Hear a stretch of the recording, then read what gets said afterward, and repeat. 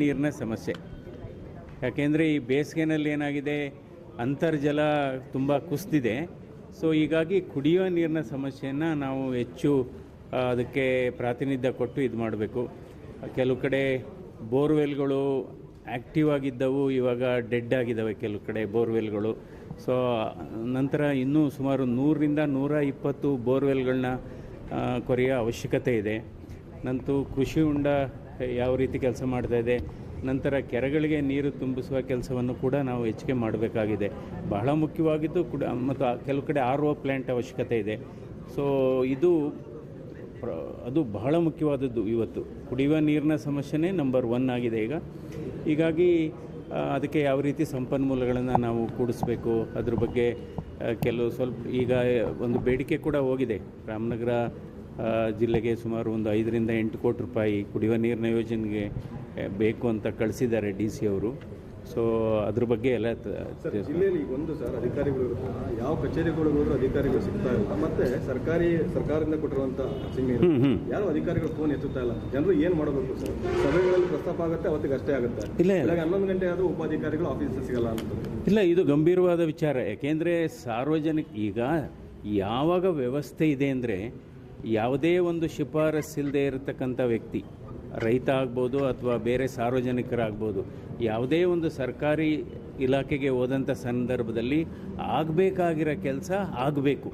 ಅಂದರೆ ಯಾವುದೇ ಶಿಫಾರಸ್ಸಿಲ್ದೇ ಆಗುವ ಕೆಲಸ ಆಗುವಂಥ ಕೆಲಸ ಆದರೆ ಸಿಸ್ಟಮ್ ಇದೆ ಅಂತ. ಸೊ ಅದ್ರ ಬಗ್ಗೆ ಅದ್ರ ಬಗ್ಗೆ ಇದು ಒಂದು ಗಂಭೀರವಾದ ವಿಚಾರ. ಏಕೆಂದರೆ ನನಗೂ ಕೂಡ ಅದ್ರ ಬಗ್ಗೆ ಕೆಲವು ದೂರುಗಳು ಬಂದಿದೆ. ಕೆಲವು ಅಧಿಕಾರಿಗಳು ಸ್ಪಂದಿಸ್ತಾ ಇಲ್ಲ ಅಂತ. ಅದ್ರ ಬಗ್ಗೆ ನಾನು ಇವತ್ತು ಎಲ್ರಿಗೂ ಒಂದು ಎಚ್ಚರಿಕೆಯನ್ನು ಕೊಡ್ತೇನೆ. ಜಿಲ್ಲೆಯಲ್ಲಿ ಬಹಳ ಪ್ರಮುಖವಾಗಿ ಕಾಡಾನೆ ಹಾವಳಿ ಆಗಿದೆ. 15 ದಿನದ ಅಂತರದಲ್ಲಿ 2 ಸಾವಾಗಿದೆ ಸರ್. ಇದ್ರ ಬಗ್ಗೆ ಸ್ಥಳೀಯ ಶಾಸಕರು, ಅರಣ್ಯ ಸಚಿವರು ಸ್ಪಂದಿಸ್ತಾ ಇಲ್ಲ ಅನ್ನೋ ಒಂದು ಅಸಹಾಯಕತೆ ತೋರಿಸ್ತಾ ಇದ್ದಾರೆ. ಕೇಂದ್ರದಿಂದ ಏನಾರ ಇದಕ್ಕೆ ಪರಿಹಾರ ಕಂಡುಕೊಳ್ಬೋದಾ? ಇಲ್ಲ, ಈಗ ಏನಾಗಿದೆ, 3 ಟೆಂಡರನ್ನು ಕರೆದಿದ್ದಾರೆ ತಡೆಗೋಡೆ ಕಟ್ಟಲಿಕ್ಕೆ. ಇದ್ರ ಬಗ್ಗೆ ನಾನು ಸುದೀರ್ಘವಾಗಿ ಪಾರ್ಲಿಮೆಂಟ್ ಸಂಸತ್ತಿನಲ್ಲೂ ಮಾತಾಡಿದ್ದೆ. ಅಂದರೆ ಒಂದು ಕ್ಯಾಂಪಾ ಫಂಡ್ ಅಂತ ಇದೆ, ಗೌರ್ಮೆಂಟ್ ಆಫ್ ಇಂಡಿಯಾದಲ್ಲಿ ಒಂದು ಕ್ಯಾಂಪಾ ಫಂಡ್ ಅಂತಿದೆ. ಸೊ ಅದರಲ್ಲೂ ಕೂಡ ನಾನು ಭೂಪೇಂದರ್ ಯಾದವ್ ಅಂದರೆ ನಮ್ಮ ಫಾರೆಸ್ಟ್ ಆ್ಯಂಡ್ ಇದು ಎನ್ವೈರ್ನ್ಮೆಂಟ್ ಮಿನಿಸ್ಟ್ರಿಗೂ ಕೂಡ ನಾನು ಹೇಳಿದ್ದೆ. ಇವಾಗಲೂ ಪರ್ಸೂ ಮಾಡ್ತೇವೆ. ಅಟ್ಲೀಸ್ಟು ಕ್ಯಾಂಪಾ ಫಂಡಲ್ಲಿ ಸ್ವಲ್ಪ ಹಣವನ್ನು ಬಿಡುಗಡೆ ಮಾಡಿದರೆ ತಡೆಗೋಡೆ ಕಟ್ಬೋದು. ಎಲ್ಲಿಂದ ತಡೆಗೋಡೆ ಕಟ್ಟಬೇಕಾಗುತ್ತೆ ಅಂದರೆ ಬನ್ನೇರ್ಘಟ್ಟದಿಂದ ನಮ್ಮ ಕನಕಪುರ ಸಾತ್ನೂರು ಅಪ್ ಟು ಚನ್ನಪಟ್ಟಣ. ಈಗ ಈ ವಿಚಾರವಾಗಿ 3 ಟೆಂಡರ್ ಕರೆದಿದ್ದಾರೆ. ಈಗ ಆಲ್ರೆಡಿ 2 ಟೆಂಡರ್ ವರ್ಕ್ ಆರ್ಡರ್ ಕೊಟ್ಟಿದ್ದಾರೆ. ಇನ್ನೊಂದೇನಾಗಿದೆ, ಇನ್ನೊಂದು ಈ ಕೊಳ್ಳೇಗಾಲ ಸಬ್ ಡಿವಿಷನ್ ಅಂತ ಇದೆ, ಅಲ್ಲಿ DF ಸುರೇಂದ್ರ ಅವರಿದ್ದಾರೆ. ಅವರೇನೋ 1 ತಿಂಗಳಲ್ಲೇ ರಿಟೈರ್ಡ್ ಆಗ್ತಾರೆ ಅಂತ. ಅದೇ ಅಂದರೆ ರಿಟೈರ್ಡ್ ಆಗೋದಕ್ಕೆ 6 ಮಂತ್ಸ್ ಒಳಗಡೆ ಇದ್ದರೆ ಅವರು ಟೆಂಡರ್ ಫೈನಲೈಸ್ ಮಾಡೋಕ್ಕಾಗಲ್ಲ ಅಂತ ನಾನು ಇವರು PDCCFFಗೂ ಮಾತಾಡಿದ್ದೀನಿ. ಈಗ ಆಲ್ರೆಡಿ 15 ದಿವಸದಿಂದನೇ ಮಾತಾಡಿದ್ವಿ. ಇಲ್ಲ ಡಾಕ್ಟ್ರೇ, ನಾವು ಅದನ್ನು ತರಿಸಿ ತುರ್ತಾಗಿ ಟೆಂಡರ್ ಫೈನಲೈಸ್ ಮಾಡ್ತೀವಿ. ಬಟ್ ಕೇಂದ್ರದಿಂದಲೂ ಕೂಡ ಇದಕ್ಕೆ ಹೆಚ್ಚಿನ ಹಣಕಾಸಿನ ನೆರವಿಗೆ ನಾವು ಒತ್ತಾಯ ಮಾಡಿ ಅದನ್ನು ಕಾರ್ಯಗತ ಮಾಡೋದರಲ್ಲಿ ಮುನ್ನೆಚ್ಚರಿಕೆ ವಹಿಸ್ತೀವಿ. ಜಿಲ್ಲಾ ಕೇಂದ್ರದಲ್ಲಿ ಮೈಸೂರು ಕಡೆ ಹೋಗೋ ಟೈಮಲ್ಲಿ ಸಮ್ಮರ್ ಟೈಮ್ ಎಲ್ಲ ಬಿಸಿಲಲ್ಲಿ ನಿಂತಾಗ ಒಂದು ಸುಶೋಭಿತವಾದ ಬಸ್ ನಿಲ್ದಾಣ ಇಲ್ಲ. ಬಸ್ ನಿಲ್ದಾಣ ಎಲ್ಲಿ? ರಾಮನಗರದಲ್ಲಿ. ಹೌದು ಸರ್. ಈಗ ಮೈಸೂರು ಕಡೆ ಹೋಗೋರೆಲ್ಲ ರೋಡಲ್ಲಿ ನಿಂತ್ಕೊಂತಾರೆ ಇಂಥ ಬಿಸಿಲಲ್ಲಿ. ಮಳೆ ಇಲ್ಲ, ನೋಡೋಣ. ನಾನು ಇದನ್ನು ರಾಮಲಿಂಗ ರೆಡ್ಡಿ ಅವ್ರ ಹತ್ರ ನಾನು ತುರ್ತಾಗಿ ಮಾತಾಡ್ತೀನಿ. ನಾಳೆ ಅಥವಾ ನಾಡಿದ್ದೇ ಮಾತಾಡ್ತೀನಿ. ಯಾಕೆಂದರೆ ಇಲ್ಲಿ ರಾಮನಗರದಲ್ಲಿ ಇರತಕ್ಕಂಥ ಒಂದು ಬಸ್ ಸ್ಟಾಪ್ ಏನಿದೆ ಅದು ಅಷ್ಟು ಸಾಲ್ತಾ ಇಲ್ಲ ಅಂತ ಒಂದು ಹೇಳಿದ್ದಾರೆ. ಒಂದು ಸೈಡ್ ಮಳೆ ನಿಲ್ಲಬೇಕು. ನೋಡೋಣ, ಆ ವಿಚಾರ ಅದು ನೀವು ಜ್ಞಾಪಕ ಮಾಡಿದ್ದು ಒಳ್ಳೆಯದಾಯಿತು. ಇನ್ನೊಂದು ಏನಾಗಿದೆ, ಈ ಬೆಂಗಳೂರು ಮೈಸೂರು ಎಕ್ಸ್ಪ್ರೆಸ್ ಹೈವೇ ಇದೆಯಲ್ಲ, ಅದು ಚನ್ನಪಟ್ಟಣದ ಹತ್ರ 8.5 ಎಕರೆ ಜಮೀನನ್ನು ಇವತ್ತು ಜಿಲ್ಲಾಡಳಿತ ಗುರುತು ಮಾಡಿದೆ. ಸೊ ಅದನ್ನು ನಾವು ಇವನ್ನು ಇಲ್ಲಿ ನಮ್ಮ national highway authority of India ROಗೂ ಬರೆದಿದ್ದೇವೆ.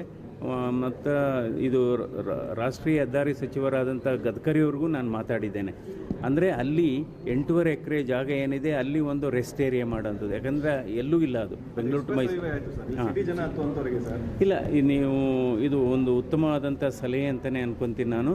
ಇದ್ರ ಬಗ್ಗೆ ನಾನು ರಾಮಲಿಂಗ ರೆಡ್ಡಿ ಅವರಿಗೆ ಸ್ವತಃ ನಾನೇ ಹೋಗಿ ಇದ್ರ ಬಗ್ಗೆ ಇದು ವಿಚಾರ ಮಾಡ್ತೀನಿ. ಪಶ್ಚಿಮ ಬಂಗಾಳದಲ್ಲಿ ಹಿಂಸಾಚಾರ ಆಗ್ತಾ ಗುಂಡಿಕ್ಕಿ ಹತ್ಯೆ ಮಾಡಿರುವಂಥದ್ದು ಸುರೇಂದ್ರ ಅಧಿಕಾರಿ ಅವರ ಕ್ರಿಯೆಯನ್ನು ಜೊತೆಗೆ ಆ ಸರ್ಕಾರ ರಚನೆ ಮಾಡೋದಕ್ಕೂ ಬಿಡೋದಿಲ್ಲ ಅಂತೇಳಿ ಸುಪ್ರೀಂ ಕೋರ್ಟ್ ಮೊರೆ ಹೋಗ್ತೀನಿ ಅಂತ ಕೂಡ ಹೇಳ್ತಾ ಇದ್ದಾರೆ. ಇಲ್ಲ, ಈಗೇನಾಗಿದೆ, ಒಂದು ಅಸೆಂಬ್ಲಿಗೆ ಒಂದು ಟರ್ಮ್ ಅಂತ ಇರುತ್ತೆ, ಅಸೆಂಬ್ಲಿಗೆ ಒಂದು ಟರ್ಮ್ ಅಂತ ಇರುತ್ತೆ. ಅದು ಬಹುಶಃ 6ನೇ ತಾರೀಕು ಅಥವಾ 7ನೇ ತಾರೀಕು ಇವತ್ತಿಗೆ ಅದು ಎಂಡ್ ಆಗುತ್ತೆ ಟರ್ಮ್ ಎಂಡ್ ಆದಮೇಲೆ ಆಟೋಮ್ಯಾಟಿಕ್ಕಾಗಿ ಅವರು ಮುಖ್ಯಮಂತ್ರಿ ಆಗೋಕ್ಕಾಗೋದಿಲ್ಲ. ಸೊ ಅವರು ಈಗ ಏನಾದರೂ ಚುನಾವಣೆಯಲ್ಲಿ ಏನಾದರೂ ತೊಂದರೆ ಆಗಿದೆ, ಅಕ್ರಮ ನಡೆದಿದೆ ಅನ್ನೋದು ಅವರು ಸಾಬೀತುಪಡಿಸ್ಬೇಕಾದ್ರೆ ಅವರು ಕೋರ್ಟ್ ಮೂಲಕನೇ ಮಾಡಬೇಕು. ಅದು ಇದುವರೆಗೆ ಈ ಪ್ರಜಾತಂತ್ರ ವ್ಯವಸ್ಥೆಯಲ್ಲಿ ನಡೆದುಕೊಂಡು ಬಂದಂಥ ಸಂಪ್ರದಾಯ ಏನು, ಚುನಾವಣೆಯಲ್ಲಿ ಒಂದು ಪಕ್ಷ ಸೋತ ನಂತರ ಅದರ ಮುಖ್ಯಮಂತ್ರಿ ಸ್ವಾಭಾವಿಕವಾಗಿ ಸ್ವಯಂ ಪ್ರೇರಿತರಾಗಿ ರಾಜೀನಾಮೆ ಕೊಡಬೇಕು. ಈ ರೀತಿ ಮೊಂಡಹಠ ಮಾಡೋದು ಇದು ನಮ್ಮ ಸಂವಿಧಾನಕ್ಕೆ ಒಂದು ವಿರುದ್ಧವಾದಂಥ ಒಂದು ನಡೆ ಅಂತ ಹೇಳಬೇಕಾಗುತ್ತೆ. ಚುನಾವಣಾ ಆಯೋಗ ಅಕ್ರಮ ಎಸಗಿದೆ ಅಲ್ಲ, ಅದೇನಾದ್ರು ಇದ್ದರೆ ನಂತರ ನೀವು ಕೋರ್ಟಲ್ಲಿ ನೀವು ಅದನ್ನು ಕ್ವಶನ್ ಮಾಡಬೇಕೇ ಹೊರತು ನಿಮ್ಮ ಟರ್ಮ್ ಎಂಡ್ ಆಯ್ತಲ್ಲ. ಈಗ ಒಂದು ಅಸೆಂಬ್ಲಿಗೆ ಒಂದು ಟರ್ಮ್ ಇರುತ್ತೆ ಅಥವಾ ಒಂದು ಪಾರ್ಲಿಮೆಂಟ್ಗೂ ಒಂದು ಟರ್ಮ್ ಇರುತ್ತೆ. ಸೊ ಇವತ್ತಿಗೆ ಮುಗೀತು ಅಂದಮೇಲೆ ಮುಗೀತು. ಸೊ ಅಂದರೆ ಹೊಸ ಈಗ ಅಧಿಕಾರ ಯಾವ ಪಕ್ಷಕ್ಕೆ ಬಹುಮತ ಇದೆ ಆ ಪಕ್ಷ ಇವತ್ತು ಸರ್ಕಾರ ರಚನೆ ಮಾಡುತ್ತೆ.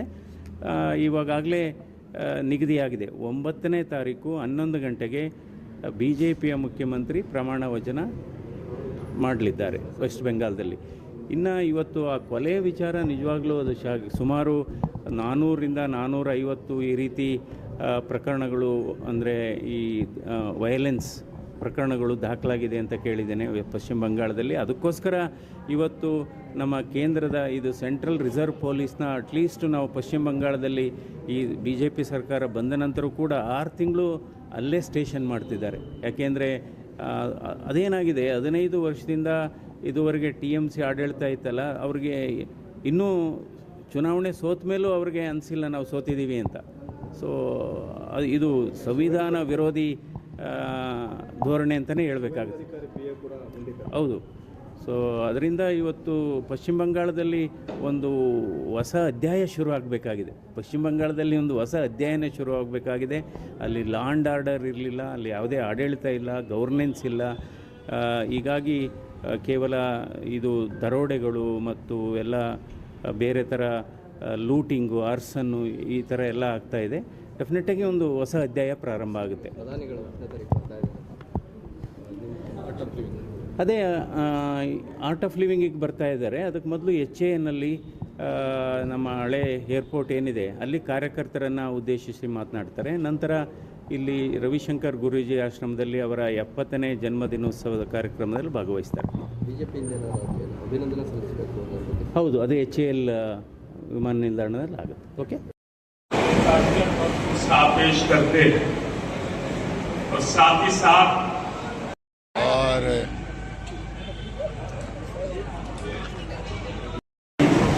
एक अजीम प्रॉपर्टी, अजीम सरमाया कहलाते हैं.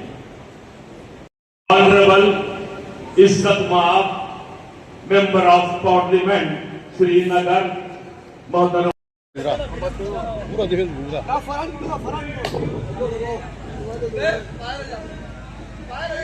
ಬಗ್ಗೆ ಎಲ್ಲ ಹೇಳಬೇಕಾ? अंजुमन जाफिया की तरफ से खैरमकदम किया जाता है.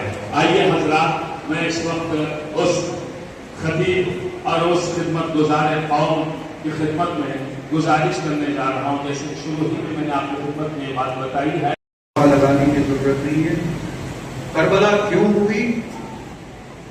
एक सीधी सी बात, इमाम हुसैन अलैहिस्सलाम ने सीधे से जुमले में बात सादी कही, और वो ये कि मुसलमानों के दरमियान सीरत मोहम्मद मुस्तफा गुमशुदा के साथ हैं और आयत खामनाई का उन्होंने गम बनाया है.